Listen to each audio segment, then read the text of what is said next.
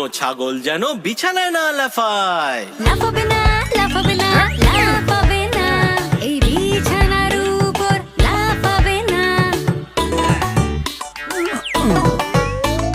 চারটে ছাগল লাফাচ্ছিল বিছানার উপর, একটা ছাগলের পড়ে লাগলো নাকে।